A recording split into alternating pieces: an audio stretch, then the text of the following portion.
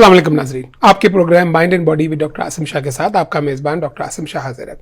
नाजरीन, पिछले प्रोग्राम में हमने फ्लू, कोविड और कॉमन कोल्ड के बारे में बात की। आज हम इसी सिलसिले को जारी रखेंगे और हमने क्योंकि जनवरी का महीना बच्चों की सेहत के बारे में मुख्तस किया था, तो आज हम बात करेंगे बच्चों की जो वेल विजिट एग्जाम है या एनुअल चेकअप है उसकी क्या अहमियत है और वो क्या होता है। हमारे साथ मेहमान हैं डॉक्टर शाहिद हसनैन। अस्सलाम वालेकुम। वालेकुम। इनका तारुफ कराता चलूँ, डॉक्टर हसनैन जो है वो डाउ मेडिकल कॉलेज के ग्रेजुएट हैं और इनकी बहुत बिजी प्राइवेट प्रैक्टिस है जेंटल पीडियाट्रिक्स के नाम से, और बहुत फलाही कामों में भी हिस्सा लेते हैं। TCF, इंडस, हर जगह नजर आते हैं। काफ़ी कम्युनिटी की प्रोमिनेंट फिगर हैं और इन्होंने हमें टाइम दिया, बहुत शुक्रिया बुलाने का। शायद ये बताएं डॉक्टर हसनैन कि ये वेल विजिट क्या है, एनुअल फिजिकल, जिसको हम कोई एनुअल फिजिकल कहता है, कोई वेल विजिट कहता है, कोई रूटीन चेकअप कहता है।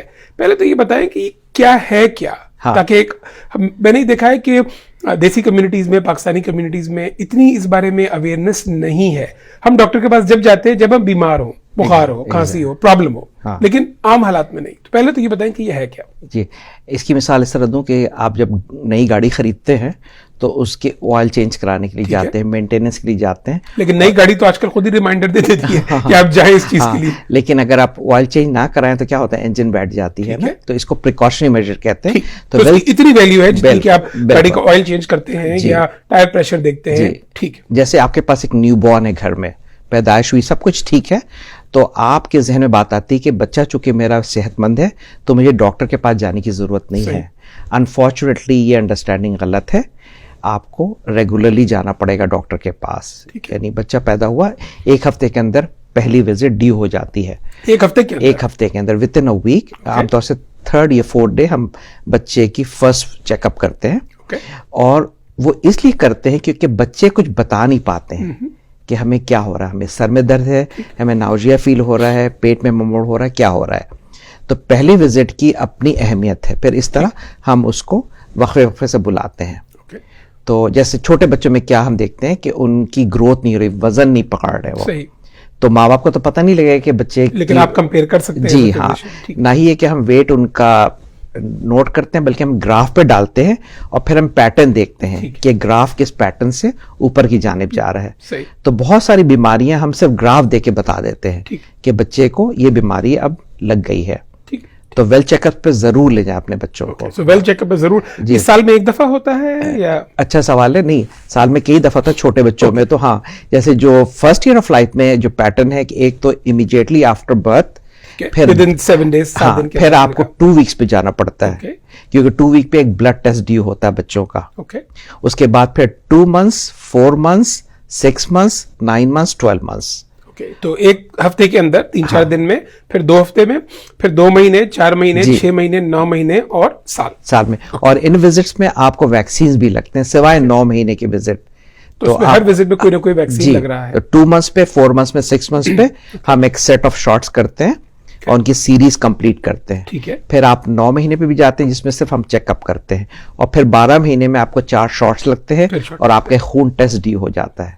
तो ये इन सब चीजों की अहमियत है और हम एज पेरेंट्स फॉर ग्रांटेड ना लें कि चूंकि मेरा बच्चा जो है दौड़ भाग रहा है घर में तो एवरीथिंग इज फाइन। अक्सर हम देखते हैं कि कुछ डिफेक्ट्स होती हैं जो इनविजिबल रहती हैं, पता नहीं चलता। हाँ, पता नहीं लगते। तो पता उसी चलेंगी जब हम उनकी जांच पड़ताल करेंगे क्लिनिक में। तो ये पहला साल तो बहुत ही इंपॉर्टेंट हो गया फिर, क्योंकि इसमें तो आपने जो बताया तो तकरीबन कोई 7 विजिट तो आपने पहले साल में ही बता दी। जी। और इसमें आपने वैक्सीन का भी बताया, तो अगर वैक्सीन नहीं लगेगी तो उसकी अलग प्रॉब्लम्स है। बहुत सारी वैक्सीन लगती है पहले साल में। बिल्कुल। तो ये सारे करना बहुत जरूरी है। और इंश्योरेंस इसको 100% कवर करती है, तो आपको जेब से नहीं कुछ भी नहीं देना है, तो आप इस्तेमाल करें इंश्योरेंस। और अगर बच्चों के पास इंश्योरेंस नहीं होती तो उनको फिर मेडिकेड चिप्स कुछ ना कुछ मिल जाती है। जी हाँ।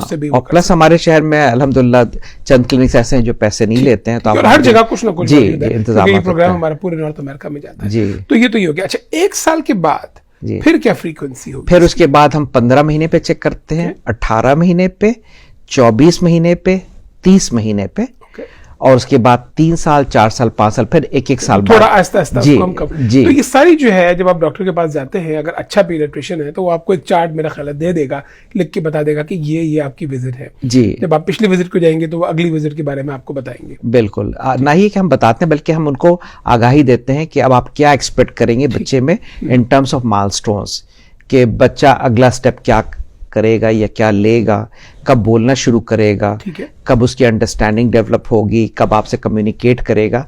तो इन चीज़ों से हम उनकी आगाही करवाते हैं। अच्छा, आपने माइलस्टोन्स का जिक्र किया था, थोड़ा सा नाजरीन को बताते चले जी। कि बल्कि आप बताएं कि क्या माइलस्टोन्स देखने चाहिए, बच्चा किस उम्र में बोलना शुरू करता है, किस उम्र में चलना जी, शुरू करता है, जी, क्या लोग एक्सपेक्ट करें? जी, आमतौर से एक बच्चा जो 9 महीने की उम्र से मामा डाडा कहना शुरू कर सकता है, ठीक है, और 12 महीने तक उसको हर हाल में मामा डाडा कहना चाहिए। ठीक है, तो 9 महीने से शुरू कर सकता है, लेकिन जी, 1 साल तक उसे जी, कहना चाहिए। जी, और 1 साल की उम्र में उसकी वोकैबुलरी में कम से कम 10 अल्फाज होने चाहिए। ओके, ठीक है, तो अगर सपोज करें बच्चा सिर्फ एक लफ्ज कह रहा है या कह भी रहा है और क्लियर नहीं है, तो ये स्पीच डिफेक्ट शुरू हो चुकी है। ओके, अगर 1 साल की उम्र जी, में, जी, ठीक है, तो इसको हम सीरियसली लेते हैं और उसको इवैल्यूएट करते हैं, और फिर हम फौरन स्पीच थेरेपी शुरू करवाते हैं।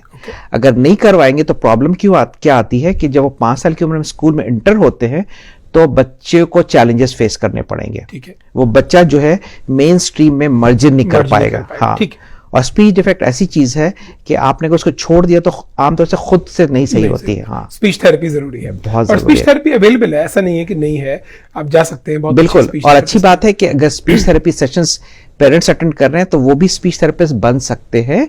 वो उनको कॉपी करें, उनको और वही घर में वही प्रैक्टिस करें। Reading is the best form of speech therapy. ठीक, और इस मौके पे आपको बता चलूं कि हम स्ट्रिक्टली कहते हैं कि बच्चे को स्क्रीन से टोटली दूर रखें, जितना दूर रखें स्क्रीन से। और मैं इसमें बहुत एम्फेसिस करूंगा कि अपने बच्चे के सामने आईपैड ना खोलें। अक्सर पेरेंट्स कहते हैं कि जी वो खाना उसी वक्त खाता है मुझसे जब मैं कार्टून ऑन करूं। तो हमारी इल्तजा है, दरखास्त है कि ऐसा नहीं करें, इसके बहुत मुज़र असरात हैं। इससे कॉग्निटिव डिले होती है, स्पीच डिले होती है, और आगे चल के बहुत सारे कॉम्प्लिकेशंस हैं। तो इसी को आप बताएं मजीद तफसील में, क्योंकि आपने कहा कि स्क्रीन ना करें, और ये बहुत देखने में आया है खासकर देसी फैमिली में कि अपना फोन खोल के दे दिया बच्चे को, आईपैड खोल के दे दिया, कार्टून लगा दिया। Is the best baby sitter. Screen is the best and the easiest baby sitter. उसके नुकसानात फिर क्या? उसके नुकसानात इतने खतरनाक हैं कि अगर मैं बोलना शुरू करूं तो मुझे 2 घंटे चाहिए। अच्छा। हाँ, वो करता ये है आपको कि गलत ट्रैक पे डाल देता है, और इस तरह हम समझाते हैं कि screen is a one way flow. ठीक है, ठीक है, तो जब आप वन वे फ्लो में होते हैं तो आपका ब्रेन इंटरैक्ट नहीं करता है। जब आपको इजाजत नहीं है कि आप उससे गुफ्तगू करें तो आपका ब्रेन साइलेंट होता जाता है, और स्क्रीन जो भी कह रहा है आप उसको स्वॉलो कर रहे होते हैं। ठीक है, ठीक है, तो आप इन अ वे आप डम हो रहे हैं। हम कहते हैं आप ऐसी एक्टिविटीज करें जिसमें माइंड एंगेज हो। एग्जैक्टली, बच्चे को भी मौका मिले इंटरैक्ट करने का। स्क्रीन में आप कुछ इंटरैक्ट नहीं कर रहे। हाँ। अच्छा, फिर इसी को और वो करें कि कार्टून होते हैं, बच्चे कार्टून देखते हैं, हमने भी देखे अपनी उम्र में। तो ये तो आपने कहा स्क्रीन, लेकिन अगर 4-5 साल का बच्चा है, वो आधा घंटा 1 घंटा कार्टून देखता है, इज दैट ओके? ये अक्सर पेरेंट पूछते हैं कि कार्टून में क्या नुकसान है। हम कहते हैं कहानी कार्टून से शुरू होती है, लेकिन जब आपका बच्चा 3 साल का 4 साल का होता है तो कार्टून को डिस्कार्ड करता है। ठीक है, फिर अगले स्टेप पे जाता है। और अभी NPR रेडियो पे खबर आई थी कि अमेरिका में 50% of the 8-year-old children have already watched porns, which is a scary news. ये खबर जो है दहला लेने के लिए काफी होती है कि अगर बच्चे ने कोई गलत सीन्स देख लिए हैं, वायलेंट सीन्स और वल्गर सीन्स, तो वो परमानेंटली ब्रेन के अंदर चली गई है, उसका डिलीट बटन नहीं है। तो ये एक बहुत बड़ी वबा चली है, बल्कि मैं कहूंगा ये कोविड से ज्यादा खतरनाक चीज है। और ये बहुत अरसे से है। हाँ, और इसका कोई कुछ कर भी नहीं रहा, और ये चीज रुकती नहीं, आगे की जानिब जाती है। तो अगर अभी आप हाई स्कूलर्स को इंटरव्यू करें जो हमारे ऑफिस में, क्लिनिक में आते हैं, तो ज्यादातर बच्चे जो है स्नैपचैट, इंस्टाग्राम, ट्विटर, फेसबुक पे लगे हुए हैं। और ये मैं कहता हूं these are like drugs. Facebook पे तो बल्कि बड़े ज्यादा जा रहे हैं। हाँ, स्नैपचैट और इस सब में तो सब बच्चे तो बड़े लगे हैं, तो बड़ों ने तो डिग्रीज हासिल कर ली हैं, और कुछ अचीव कर भी लिया है माशाल्लाह। लेकिन बच्चे जो हाई स्कूल में हैं, जिनको अभी डिग्रीज अचीव करनी है, करियर बनाना है, ये टोटल डिस्ट्रैक्शन है। ना ही कि डिस्ट्रैक्शन, बल्कि ये ब्रेन के अंदर फिल्थ डाल रही है। तो आप एक गलत चीज इंजेक्ट करें पर्सनैलिटी के अंदर at a very immature age, तो इसके नुकसानात ह्यूमंगस हैं। ठीक है। अच्छा, अब इसमें जो लोग बच्चों को कार्टून दिखा रहे हैं आईपैड पे, इस पे या टीवी पे, वो ये कहेंगे कि भाई हमने भी कार्टून देखा, हमें तो कुछ नहीं हुआ। तो उसमें क्या वो है, क्या सिल्वर लाइनिंग है कि कब थोड़ा सा देख सकते हैं, हाँ। कब नहीं, कौन से कार्टून देख सकते इसकी मिसाल मैं ये देता हूँ कि अगर एक साहब आते हैं, कहते हैं मैं अल्कोहल सिर्फ आधा आउंस पीऊंगा और आधा आउंस के कोई नुकसानात नहीं है, तो हम ये कहते हैं कि वो बात आधे आउंस से शुरू होती है और फिर एक आउंस और फिर एक आपके कहने का मतलब ये है कि कार्टून बिल्कुल भी नहीं। जी, if you have a choice, तो मैं बल्कि इतना तक कहता हूं, चूंकि हम कन्विंस्ड हैं इस सिचुएशन से और हमें पता है कि क्या सिचुएशन है, कि हम कहते हैं जब बच्चा जाग रहा होता है तो अगर आपको खबरनामा देखना है तो आप इंतजार कर लें, let the child go to sleep, उसके बाद आपको जितनी खबरें देखनी, जितनी मूवीज देखनी है आप देख लें, क्योंकि बच्चे हमें कॉपी करते हैं। ठीक, हाँ, जैसे पेरेंट्स आते हैं, उनके हाथ में सेल फोन होते हैं, एग्जाम रूम में in a matter of 15 minutes these parents will turn on their cell phone at least 3 to 4 times। ठीक, तो ये क्या है, ये एडिक्शन है। ठीक है। और इसमें एक चीज और मैं ऐड करता चलूं नाज़रीन, क्योंकि वक्फे का वक्त हो रहा है, वो ये कि डेफिनेटली स्क्रीन टाइम गलत है और बच्चों के सामने आप ना देखें टीवी। और एक चीज़ और जो लोग भूल जाते हैं वो ये कि अगर टीवी पे कोई ऐसा सीन आ रहा है जैसे कि मर्डर का है, या फिर ये कि ब्लड है या शूटिंग है या बॉम्ब ब्लास्ट है, जो कि अनफॉर्चुनेटली देसी टीवी में और उसमें काफ़ी नज़र आता है, तो जो 5 साल से कम उम्र के बच्चे हैं उनका जहन इतना कच्चा होता है कि अगर वही सीन बार बार रिपीट होता है तो वो समझता है कि ये बार बार हो रहा है। एक बड़ा आदमी तो सेपरेट कर सकता है कि जी जियो ने दोबारा दिखाया है या CNN ने दोबारा दिखाया है, लेकिन छोटा बच्चा नहीं कर सकता। तो हमें ये ख्याल भी रखना चाहिए और बच्चों के सामने देख के चीज़ें हमें वॉच करनी चाहिए। नाज़रीन, वक्फे का वक्त हो रहा है, हमारे साथ रहिए, सिलसिला जारी रखेंगे।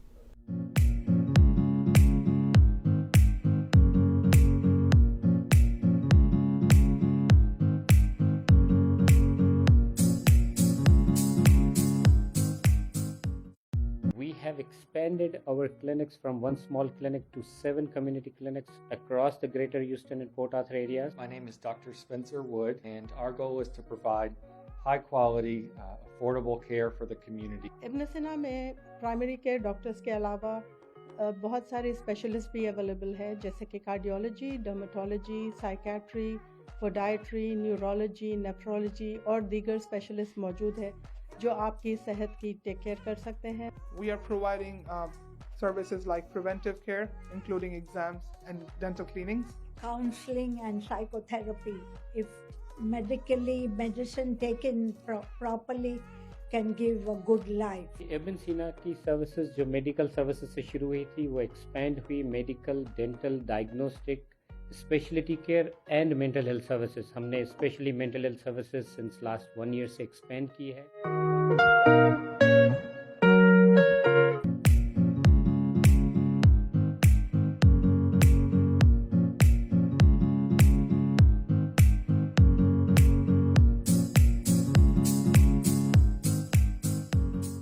वेलकम बैक नाज़रीन।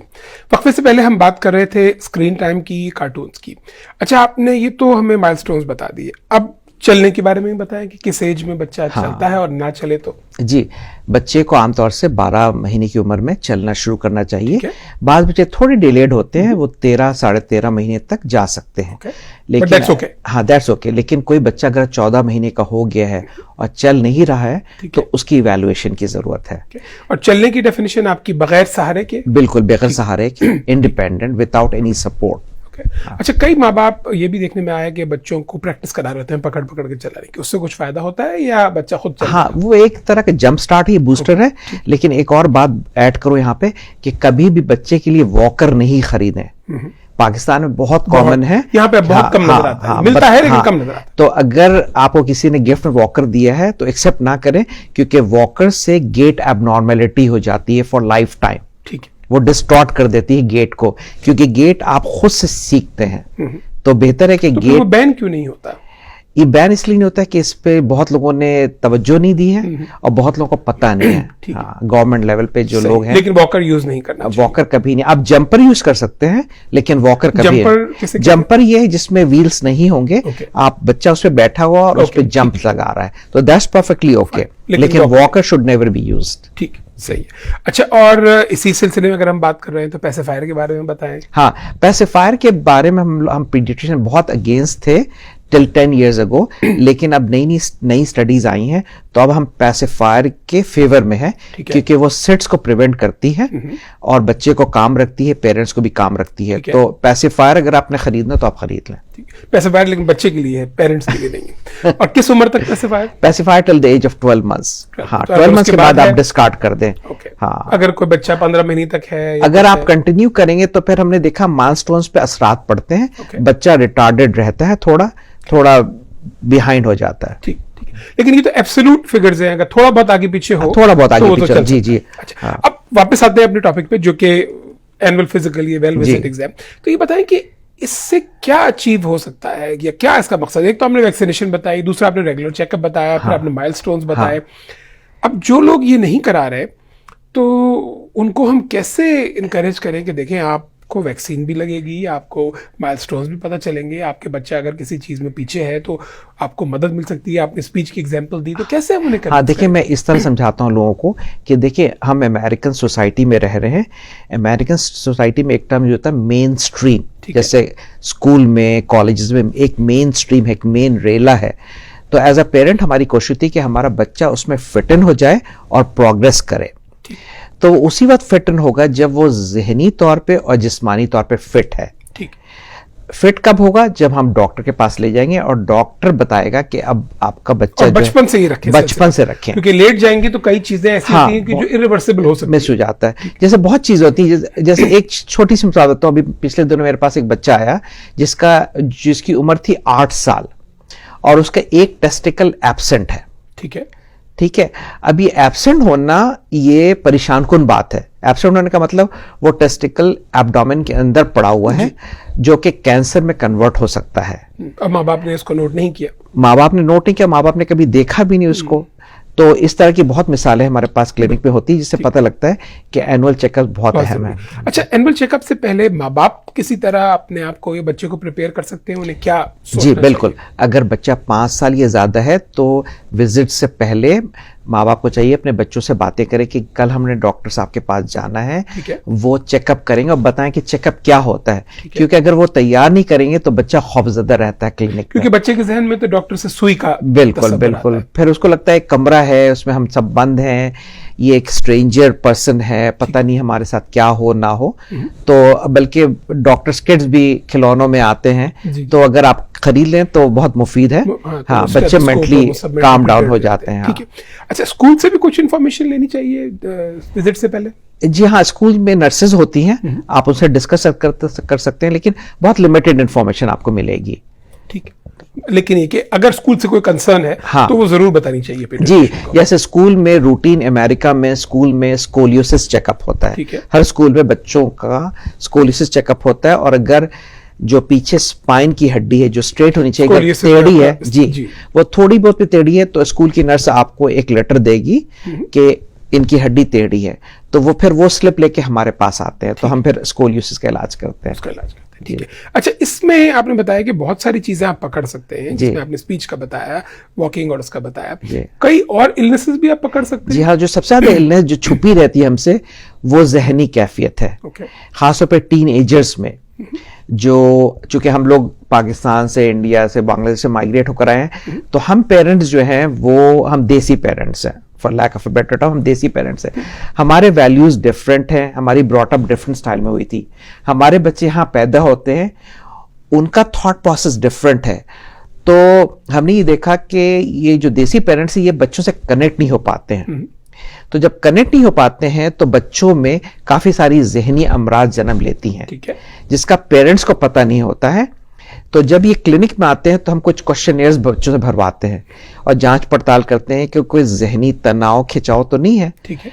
इंटरेस्टिंगली ज्यादातर में होता है, तो फिर हम उनको इलाज मुहैया करते हैं। ये जो आप बता रहे हैं कि होता है तनाव, ये देसियों में ज्यादा आपको नजर आता है या हर एक में? ये देसियों में ज्यादा नजर आता है। उसका मतलब फिर ये कि कल्चरल इंटीग्रेशन नहीं हो पा रही, कि आप किसी और कल्चर से आए, हमारी वैल्यूज डिफरेंट हैं, और यहाँ बच्चा जो बड़ा हो रहा है वो दूसरी चीजें देख रहा है, उसकी हाँ, इसमें पेरेंट्स का भी कसूर नहीं है, बच्चों का भी कसूर नहीं है, लेकिन ये बच्चे जो यहाँ पैदा हुए हैं, इनके बच्चों को मेरा नहीं ख्याल है कि कोई जहनी परेशानी इतनी ज्यादा होगी जो इस और अगर होगी जनरेशन तो को- डिफरेंट किस्म की होगी, जी। ये वाली नहीं होगी कि वो बात ना जी कर जी पाए। जी जी हाँ, ठीक। पेरेंट्स से ये मैं मैसेज शेयर करना चाहूंगा कि अपने बच्चे से ज्यादा बातें करें आप, और बच्चे के थॉट प्रोसेस को समझें और उसको रेस्पेक्ट करें।